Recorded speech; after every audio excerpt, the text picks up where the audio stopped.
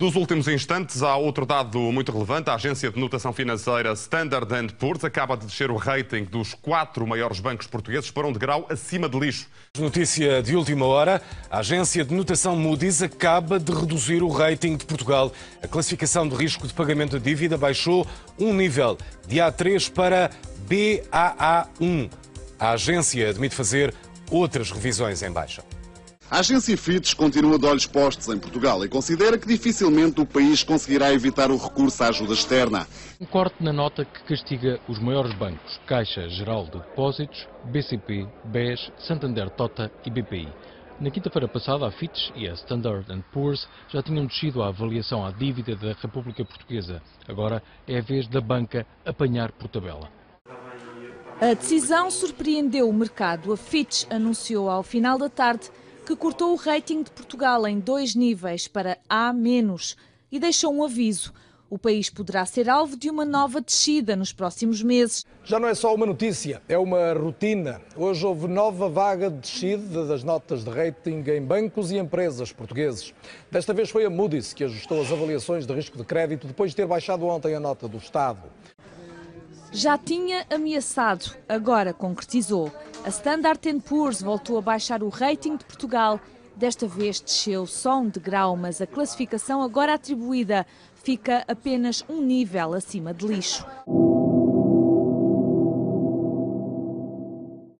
Um grupo de economistas entregou na Procuradoria-Geral da República um documento onde pedem a abertura de um inquérito contra as agências de rating que acusam de prática de crime de manipulação do mercado. A iniciativa não é inédita, já há processos a correr noutros países. As agências de rating são suspeitas de crime, de especulação contra o euro e manipulação de mercado. Independentemente da opinião que nós possamos ter sobre as agências de rating, é um erro desconsiderar o que as agências nos vão dizendo. E é um erro porque o que as agências dizem tem consequências nos mercados. Gostava de chamar a vossa atenção para 2 aspectos que levaram a que o rating da República Portuguesa baixasse. O endividamento é excessivo e o crescimento é muito fraco. Não vale a pena recriminar as agências de rating, mesmo que possamos sentir que há uma certa injustiça nessa decisão. Eu tinha discussões muito vivas com as agências de rating, até porque considerava sempre que a classificação do BPI era baixa. Ou era baixa em termos absolutos, ou era baixa quando comparada com, enfim, os concorrentes mais próximos e que eu conheço melhor. E portanto, às vezes, as nossas reuniões eram bastante vivas e bastante animadas. A partir do verão de 2007, nunca mais me passou pela cabeça ter uma discussão muito animada com uma agência de rating. Porque quem está no mercado de capitais e precisa de emitir dívida tem que ter em conta quais são as regras do jogo a que está sujeito. Não penso que seja a altura em que Portugal tenha alguma coisa a ganhar em andar a bater nas agências de rating ou a criticar as agências de rating, mas eu acho que não é esse não é o timing. Se há que apontar o dedo a agentes que claramente mostraram não ser capazes de desempenhar a sua função, são as empresas de rating, que aliás continuam a não saber desempenhá-la. Neste momento, pura e simplesmente, jogam, como se costuma dizer, numa expressão corriqueira, à defesa por excesso.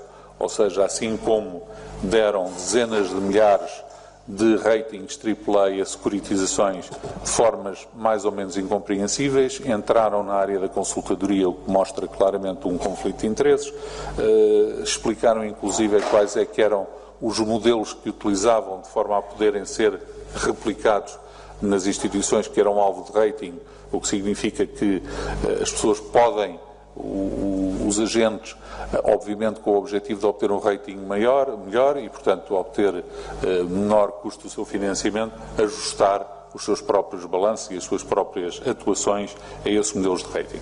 Infelizmente, muito se tem falado sobre esta matéria, mas até agora nada foi feito, não houve nenhuma responsabilização das companhias de rating e continuam a haver, na prática, uma situação de oligopólio e oligopólio apenas de 3 entidades, ou diria quase 2, portanto é quase um duopólio, dado que há 2 grandes empresas a nível mundial que são totalmente irresponsáveis. As agências de rating são, de facto, uma pouca vergonha com a qual temos de conviver. São, nomeadamente, propriedade de fundos de investimento que eles próprios beneficiam com a situação dos mercados. E não há nada melhor do que um resgate que, nesse dia, beneficiam mais do que nunca, com o que recebem de valorização dos seguros da dívida dos Estados. Bom, tudo isso é verdade, mas é um fracasso nosso. Numa entrevista ao canal norte-americano CNBC, o presidente do BES defendeu a solidez dos bancos portugueses.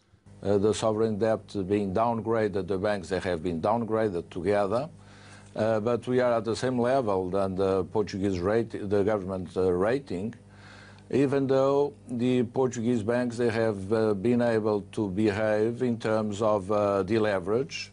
They are selling assets in order to increase liquidity. So the last year when Portugal didn't comply with its obligations in terms of debt, it was in 80-90.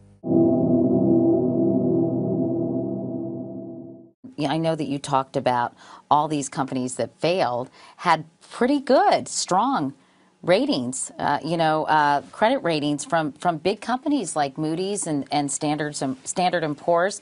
In fact, we have a clip about that. Let's watch it real quickly.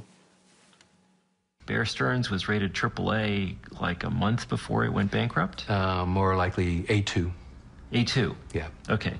A2 is still not bankrupt? No. No, it's a high investment grade, solid investment grade rating. Lehman Brothers, A2 within days of failing. AIG, AA within days of being bailed out. Fannie Mae and Freddie Mac were AAA when they were rescued. Citigroup, Merrill, all of them had investment grade ratings. How can that be? Well, that's a good question. Ha ha ha. But kind of not funny, kind of disturbing. And how did you determine how that could be? Well, once again, money had a great deal to do with it. Rating agencies are actually extraordinarily powerful, much more so than people realize. And they get paid by the issuers of securities. So when Goldman Sachs was getting ready to sell a security, it would pay a rating agency to give it a rating. And what a surprise if that turned out to be a good rating. And those same rating agencies also rate the investment banks themselves. And here's where their political power comes in. They also rate government securities. So it's actually very, very dangerous to cross a rating agency.